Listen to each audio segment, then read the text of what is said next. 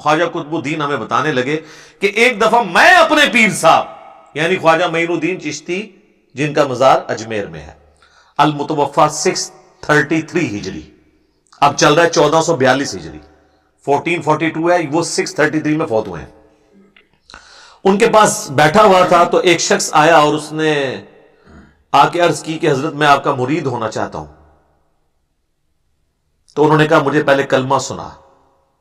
اور وہ کہتے ہیں اس میں ساتھ شروع میں لکھا ہے وہ خاص حالت میں تھے، یہ خاص حالت میں نا ان سے تھوڑا مس ہینڈلنگ ہوئی ہے، تو وہ پھر میں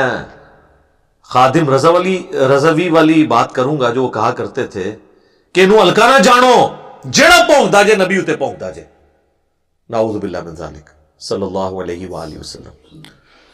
تو یہ نبی الاسلام کی گستاخی کی نا، با خدا دیوانہ باش والی بات تو ہم مان لیتے آپ کی، با محمد تو آپ کو ہوشیار رہنا چاہیے تھا۔ کہتے خاص حالت میں تھے تو انہوں نے کلمہ پوچھا تو مرید نے پڑھا لا الہ الا اللہ محمد الرسول اللہ صلی اللہ علیہ وآلہ وسلم، تو ظاہر ہے تو انہوں نے کہا کہ اب ایک دفعہ ویسے پڑھ کلمہ جیسے میں تمہیں پڑھوا رہا ہوں۔ پھر انہوں نے کہا بیٹا پڑھ لا الہ الا اللہ چشتی رسول اللہ، تو اس نے پڑھ دیا، نعوذ باللہ۔ اس کے بعد انہوں نے کہا کہ دیکھو میں نے یہ کلمہ تمہارے امتحان کے لیے پڑھوایا تھا، کلمہ وہی ہے جو پہلے تم نے پڑھا، لیکن اس کی بنیاد پہ میں نے چیک کرنا تھا، یعنی تم مجھے اپنا پیر ماننے کے لیے جو بھی میں کہوں، یعنی ان بریکٹس میں اگر خلاف شرع کام بھی کہوں تو کرنے کو تیار ہو جاؤ گے، تو یہ میں نے چیک کرنے کے لیے پڑھوایا تھا، باقی کلمہ وہی ہے۔ پھر اس کو مرید کیا اور بہت کچھ نوازا۔ وہ کہتے ہیں دیکھیں بھی بعد میں انہوں نے کہہ دیا نا کلمہ وہی ہے، سر یہ کہنا کافی نہیں ہے، اس کے بعد انہیں یہ کہنا چاہیے تھا کہ میں نے یہ کفریہ جملہ نکلوا کر تمہیں بھی کافر کیا وقتی طور پہ، کیونکہ آپ کو یہ کہتے ہیں نا کہ اگر کوئی شخص جرمنی میں جانے کے لیے جھوٹا بھی لکھ دینا اپنے آپ کو قادیانی تو وہ قادیانی ہو جاتا ہے، اور یہاں تو وہ بول رہا ہے تو بلوانے والا بھی کافر ہوا۔ یعنی ہم بزرگوں کے بارے میں تو حسن ظن رکھتے ہیں کہ انہوں نے نہیں کلوایا ہوگا، 1 ٹن حسن ظن رکھ لیتے ہیں، یعنی جو کتابوں میں ملتا ہے، ہو سکتا ہے تبدیل ہو گئی ہوں، واللہ اعلم۔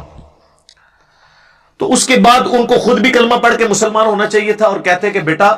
میں چونکہ اب دوبارہ مسلمان ہوا ہوں تو کافر ہونے کی وجہ سے میری بیعت ٹوٹ گئی تھی، پہلے میں اپنا کوئی پیر تلاش کرتا ہوں تاکہ میری لنک نبی الاسلام تک جڑ جائے، اب میں تصوف کی لینگویج میں بات کر رہا ہوں، صوفیاء کو پتہ چل جائے گا کہ میں یہ کیا کہہ رہا ہوں، کیونکہ وہ بیعت تو کر نہیں سکتے تھے،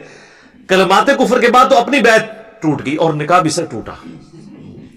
پہلے تو جا کے پیر تلاش کروں، پھر ایک مولوی تلاش کروں، اپنی زنانی کو تو پتہ ہی نہیں وہ فارغ ہو گئی ہے،